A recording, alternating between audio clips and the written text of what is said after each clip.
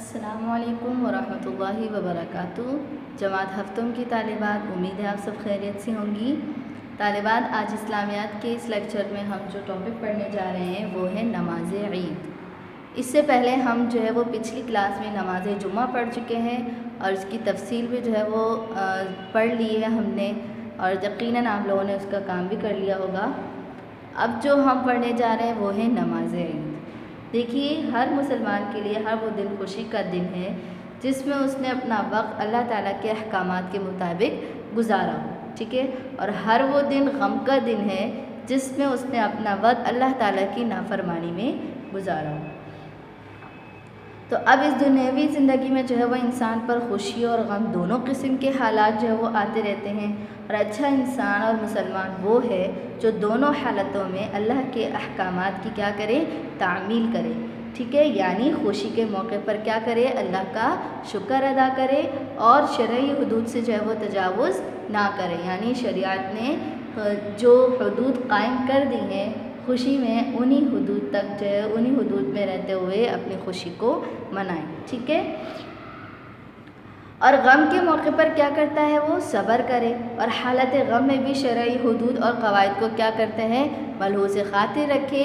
यानी हुदूद से जो है वो हुदूद को पार ना करे कि शरीयत ने जिन कामों से रोका है वो उन कामों को ना करे, ठीक है। अब जो ईद है वो इस्लाम में जो है खुशी के लिए बतौर इस्लामी त्यौहार जो है ये दो ख़ास दिन हैं, ठीक है। और वो कौन कौन से दिन हैं, ईद उल फ़ितर और ईद उल अज़हा, ठीक है। ईद उल फ़ितर कब आता है, ये होता है रमज़ानुल मुबारक ख़त्म होने के बाद यकुम शव्वाल को ये दिन होता है, ठीक है। और ईद उल अज़हा जो है वो ये कब है, ये ज़ुल्हिज्जा की 10वीं तारीख को जो है ये होता है। क्लियर हो गई बात। अब इसे ईदैन क्यों कहते हैं, देखिए, जब एक ही लफ्ज़ में दोनों ईदों का तज़किरा करना हो तो कौन सा लफ्ज़ जो है वो इस्तेमाल किया जाता है, ईदैन, ठीक है। ईदैन जो है ये तस्निया का सीगा है, यानी इसमें दो ईदों का तज़किरा है, और वो कौन सी दो ईदें हैं, ईद उल फ़ितर और ईद उल अज़हा। बात समझ आ रही है। ईदैन की जो वाहिद है वो क्या है, ईद, ठीक है। इन दोनों को जब मिलाकर कहना हो तो एक ही लफ्ज़ में कह देते हैं ईदैन। क्लियर हो गई बात सबको।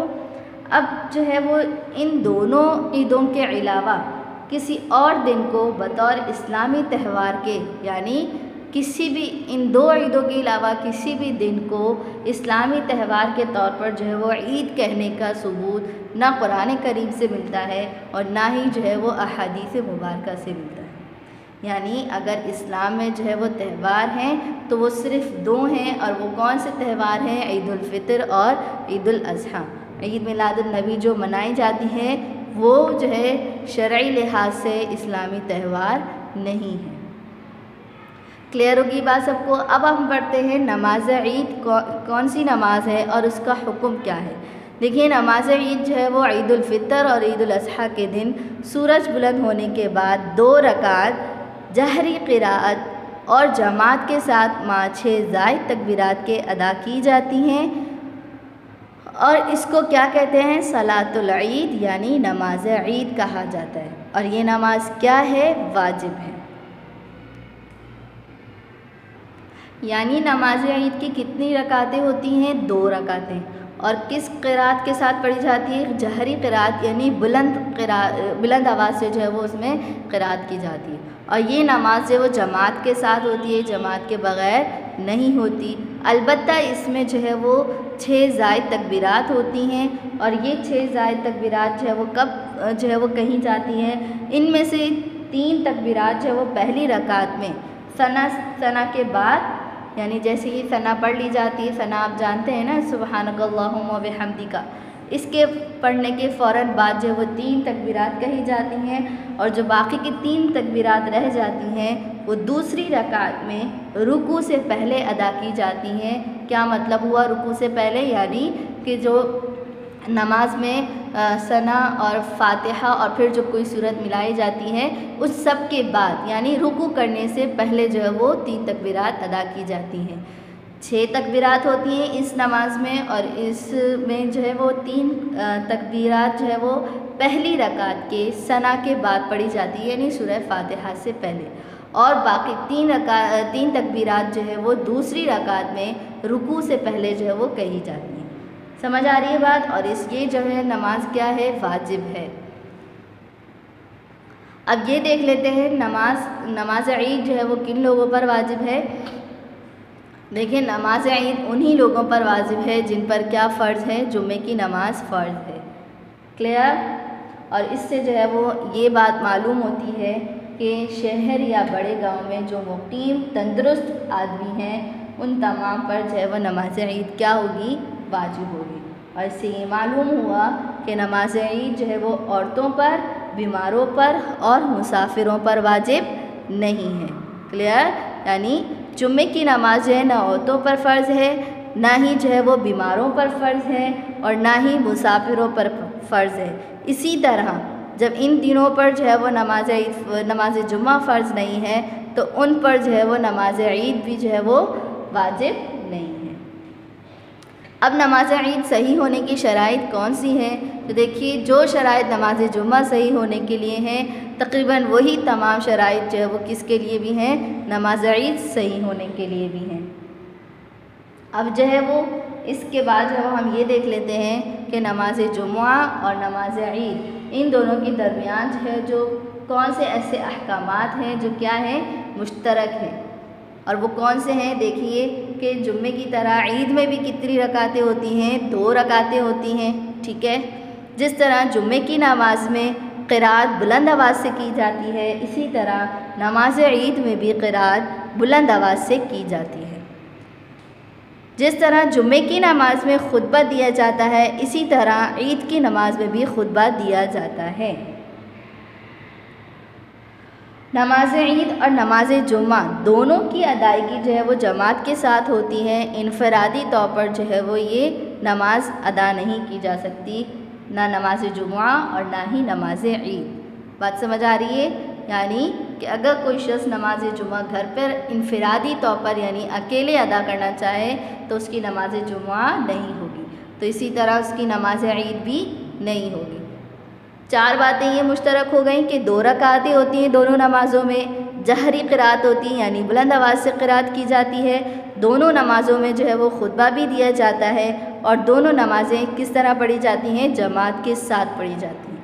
5वीं चीज़ क्या मुश्तरक है इसमें कि जिन लोगों पर जुम्मे की नमाज फ़र्ज़ होती है उन्हीं लोगों पर क्या वाजिब होती है, नमाज ईद वाजिब होती है। इसी तरह 6ठी बात क्या मुश्तरक है इसमें कि जो शराइत नमाज जुम्मा के लिए हैं वही शराइत जो है वो नमाज ईद के लिए भी हैं। क्लियर। यानी शराइत भी जो है वो एक जैसी हो गई और इस तरह से ये तमाम अहकामात जो है वो नमाज ईद और जुम्मे की नमाज में क्या हैं, मुश्तरक हैं। अब जो है वो कुछ इन मुश्तरक अहकामात के अलावा कुछ अहकामात ऐसे भी हैं जो नमाज जुम्मा में और नमाज ईद में क्या है, फ़र्क करती हैं। अब वो हम किताब से देख लेते हैं। देखिए तालिबात, सफ़ा नंबर 84 यानी 84 पर आई। यहाँ पर आपको वो अहकामात और वो बातें दी हैं जो नमाज ईद और नमाज जुम्मा में क्या करती हैं, फ़र्क करती हैं। सबसे पहली चीज़ क्या है कि जुम्मे की नमाज जो है वो फ़र्ज़ होती है, जबकि ईद की नमाज क्या है, वाजिब है।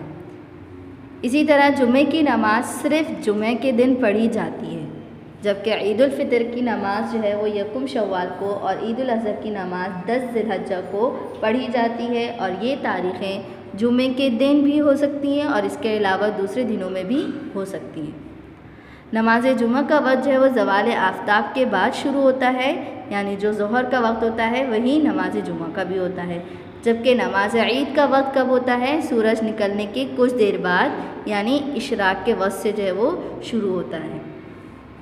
इसी तरह जुम्मे की नमाज में दोनों खुतबे जो है वो नमाज से पहले होते हैं। ईद की नमाज में दोनों खुतबे नमाज के बाद होते हैं। जुम्मे की नमाज में खुतबा फ़र्ज़ है, इसके बग़ैर जुम्मे की नमाज दुरुस्त नहीं होती। जबकि ईद की नमाज में खुतबा सुन्नत है, बग़ैर खुतबे की ईद की नमाज जो है हो तो जाएगी, लेकिन ऐसा करना जो है वो सुन्नत के ख़िलाफ़ है। जुम्मे की नमाज में 2 अज़ानें और 1 इक़ामत होती है, जबकि ईद की नमाज में ना अज़ान होती है और ना ही इक़ामत। जुमे की नमाज आम नमाज़ों की तरह बग़ैर ज़ायद तकबीरात के पढ़ी जाती है, जबकि ईद की नमाज में 6 तकबीरें ज़ायद कही जाती हैं, जिन्हें तकबीरात ज़वाइद कहा जाता है। ठीक है, अब नमाज ईद जो पढ़ने का तरीक़ा है वो देख लीजिए कि नमाज ईद किस तरह से पढ़ी जाती है। देखिए, ईद की नमाज में जो है वो 6 तकबीरें ज़्यादा कही जाती हैं, इसलिए जब जमात की सफ़ सीधी करके नियत बांधने लगे तो दिल में ये इरादा कर लें कि मैं 2 रकात ईद उल फ़ितर की नमाज 6 ज़ायद तकबीरों के साथ इस इमाम के पीछे पढ़ रहा हूँ। और अगर ईद उल अज़हा की नमाज़ पढ़ रहे हैं तो ये नियत करें कि मैं 2 रकात ईद उल अज़हा की नमाज़ 6 ज़ायद तकबीरों के साथ इस इमाम के पीछे पढ़ रहा हूँ। इस तरह नियत बांध कर जो वो क्या करें, तकबीर तहरीमा कहकर हाथ बांध लें और सना यानी सुब्हानकल्लाहुम्मा ये पढ़ लें। अब सना ख़त्म करने के बाद जो है वो दोनों हाथ कानों तक उठाते हुए क्या कहें, अल्लाहु अकबर कहें और फिर हाथ छोड़ दें। और इसी तरह जो है वो दूसरी बार कानों तक हाथ उठाकर क्या करें, अल्लाहु अकबर करें और हाथ छोड़ दें। फिर तीसरी मर्तबा कानों तक हाथ उठाएं और अल्लाहु अकबर कहें और फिर इस दफ़ा जो है वो हाथ छोड़ने के बजाय क्या कर लें, हाथ बांध लें। क्यों हाथ बांध लें? क्योंकि अभी तक सिर्फ सना पढ़ी है, सूरह फातिहा और सूरत जो है वो अभी बाकी है। तो इस तरह हाथ बांध कर जो है वो क्या करे, फिर आऊज़ु बिल्लाह और बिस्मिल्लाह पढ़े आहिस्ता से, जबकि सूरतुल फातिहा और कोई दूसरी सूरत जो है वो बुलंद आवाज़ से पढ़ेगा। और जो पीछे मुक्तदी हैं यानी इमाम के पीछे, वो जो है फिर खामोशी से सुनते रहेंगे। क़िरात के बाद जो है वो रुकू और सजदा होगा।